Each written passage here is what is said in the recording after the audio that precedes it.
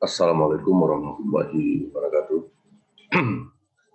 Yang terhormat Bapak Hardeni Widianto, STMSI, Sekretaris BPSDM Provinsi Bengkulu sebagai penguji.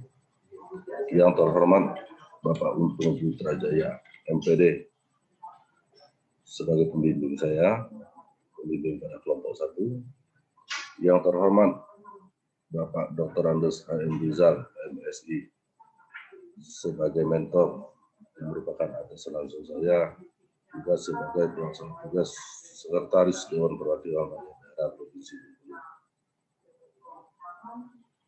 Juga izinkan saya memperkenalkan diri. Nama saya Bambang Herawan Esos.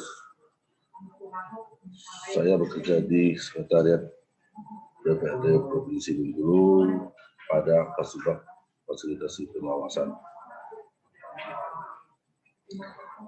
Pada saat ini, saya lagi mengikuti pelatihan kepemimpinan pengawas di Badan Pengembangan Sumber Daya Manusia Provinsi Bengkulu,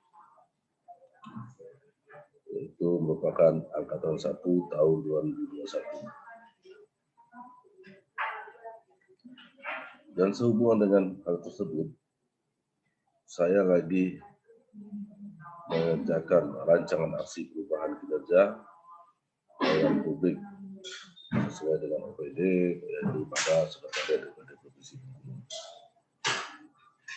Sesuai dengan tupoksi saya pada subbagian fasilitasi pengawasan, yaitu belum optimalnya penginputan data-data pokok pikiran Dewan Perwakilan Rakyat Daerah Provinsi Bengkulu.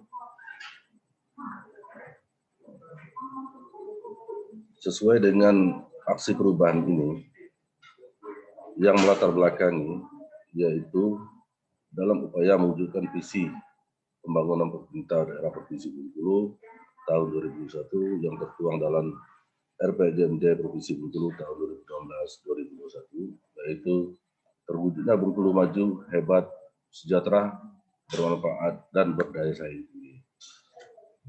Sesuai dengan dokumen RKP, salah satu bentuk usulan keterwakilan masyarakat melalui DPRD Provinsi Bengkulu yaitu aspirasi masyarakat berupa dokumen pokok-pokok pikiran DPRD Provinsi Bengkulu. Berkaitan dengan proses penyusunan penginputan materi pokok-pokok pikiran DPRD Provinsi Bengkulu, diawali dengan menghimpun masukan seperti masukan dari reses atau aspirasi masyarakat, serta laporan hasil kunjungan kerja, rapat-rapat mitra, dan lain-lain sebagainya. Area dan fokus pada aksi perubahan ini yaitu sesuai dengan tupoksi pada subbagian fasilitasi pengawasan DPRD Provinsi Bengkulu. Di antaranya tugas dan fungsi tersebut adalah menghimpun masukan dari kelompok-kelompok pakar, akademisi, hasil reses atau aspirasi masyarakat, serta laporan hasil kunjungan kerja, rapat mitra, dan lain-lain sebagainya. Tujuan di sini ada 3, yaitu ada tujuan jangka pendek, yang kedua jangka menengah, yaitu yang ketiga jangka panjang. Pada tujuan jangka pendek merupakan yang dapat dikerjakan dalam jangka waktu 2 bulan ini, seperti membuat tim efektif, pelaksananya rapat-rapat tim efektif, tercipta yang tim efektif dalam penyusunan dan penginputan data pokok pikiran DPRD, dan tercipta yang tanggung jawab dan kerjasama yang baik dalam bekerja. Untuk tujuan jangka menengah, terjadinya kerjasama yang baik dengan anggota DPRD dan pendamping reses DPRD. Berjalannya koordinasi dengan OPD teknis, khususnya sebuah dokumen pokok-pokok pikiran. Untuk tujuan jangka panjang, terciptanya kerjasama yang baik antar tim penyusun dan pengikut dengan pendamping reses anggota DPR, tercipta koordinasi yang baik dengan OPD teknis dan stakeholder lainnya, wujudnya kerjasama yang baik sehingga usulan aspirasi masyarakat dapat terakomodir, merata, dan terdokumen. Yang selanjutnya manfaat.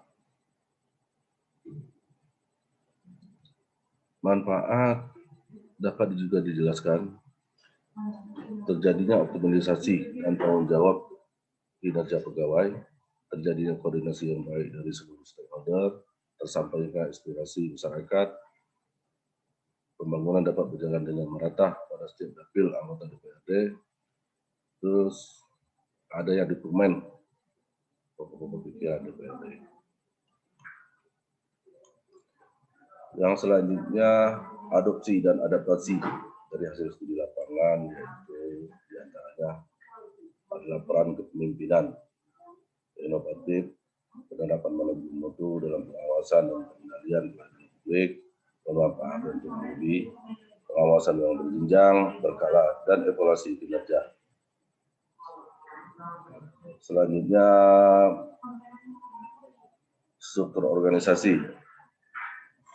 Pada struktur organisasi ini, di mana Sekretariat DPRD Provinsi Bengkulu merupakan OPD dengan teknologi C, di mana dipimpin oleh seorang sekretaris Dewan Perwakilan Daerah dan 3 kabak, yaitu kabak umum keuangan, kabak fasilitasi penganggaran dan pengawasan, dan kabak persidangan, dan dibantu oleh 6 kasih atau kasubag.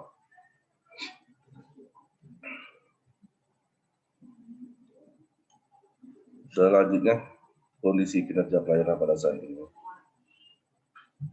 Kondisi kinerja berjalan pada saat ini pada sebagian besar pengawasan dalam melaksanakan kegiatan penuntutan pikiran sudah berjalan seperti biasa. Namun belum melibatkan seluruh staf dan belum ada yang tim efektif sehingga belum meratanya pembagian kinerja, dan hal inilah yang kadang mengakibatkan pekerjaan penuntutan tidak sesuai dengan waktu yang ditentukan di aplikasi SIPD. Kondisi yang diinginkan, kondisi kinerja bagian fasilitas pengawasan diharapkan yang akan dapat dicapai secara nyata dalam rumusan yang lebih spesifik, terukur, dan dalam jangka waktu pendek. Sedangkan indikator sasaran adalah ukuran tingkat di sasaran tersebut adalah seperti itu. Terwujudnya iklim kerja yang baik, efisien, dan transparan. Terwujudnya pelayanan aparatur yang profesional dan peningkatan sistem kinerja penuntutan atau pikiran DPRD. Bab 3. Bab 3 merupakan analisa masalah pelayanan. Di sini saya menerapkan analisa dengan kriteria ASTRID, yaitu diantaranya aktual, spesifik, transformasi, relevan, inovatif, dan dapat dilaksanakan. Dari beberapa tusi pada subbagian pemerintahan, terdapat beberapa isu yang sudah kami ASTRID, diantaranya belum optimalnya penginputan data pokok pikiran DPRD pada subbagian fasilitas pengawasan. Yang kedua, belum optimalnya polarisasian data atau bahan dukungan jaringan aspirasi masyarakat. Yang ketiga, belum optimalnya pendampingan reses anggota DPRD. Yang keempat, belum terlaksana koordinasi dengan OPD dan verifikasi inputan data pokok pikiran DPRD. Yang kelima, belum optimalnya pelaksanaan kegiatan hearing atau dialog dengan pejabat pemerintah dan masyarakat. Penetapan isu prioritas pada unit organisasi. Di sini saya menetapkan isu prioritas dari kelima tadi dengan menggunakan alat bantu strategi USG. Di antaranya, 1. Belum optimalnya penginputan data pokok-pokok pikiran DPRD pada subbagian fasilitas pengawasan. Yang kedua, belum optimalnya penganalisasian data bahan dukungan jaringan aspirasi masyarakat.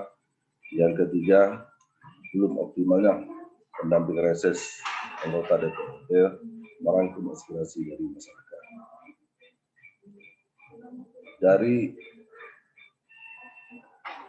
USG tersebut, setelah dapat kami simpulkan, Maka isu strategis yang menjadi pembahasan ini adalah belum optimalnya pengumpulan data atau pikiran pada subbagian fasilitasi pengawasan.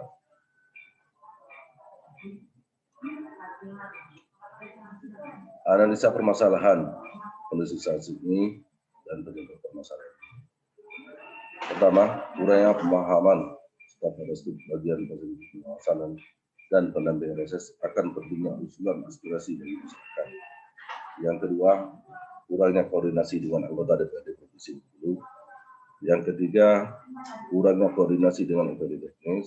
Yang keempat, belum optimalnya sarana prasarana dan sumber daya.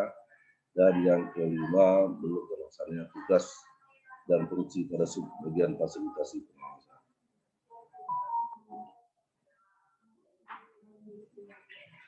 Akibat jika masalah ini tidak terselesaikan, yaitu yang pertama, penginputan data pokok-pokok pikiran DPRD terkendala waktu untuk ke aplikasi SIPD.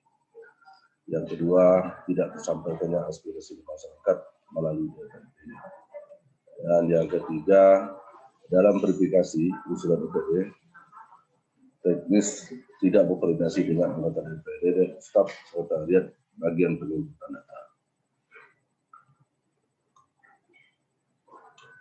Selanjutnya, kondisi yang diharapkan atau solusi yang mengatasi masalah kebebasan adalah diharapkan terbentuknya tim efektif sehingga kegiatan ini dapat dilaksanakan dengan baik. Yang kedua, cukupnya sarana dan prasarana, sumber daya, berjalannya koordinasi yang baik dengan anggota DPRD, adanya dukungan yang baik dari atasan dan stakeholder. Saya rasa itu saja pemaparan saya tentang aksi perubahan ini. Dan di sini saya mohon masukan dari penguji, pembimbing, dan mentor saya supaya aksi perubahan ini dapat terlaksana. Saya rasa cukup sekian. Assalamualaikum warahmatullahi wabarakatuh. Terima kasih.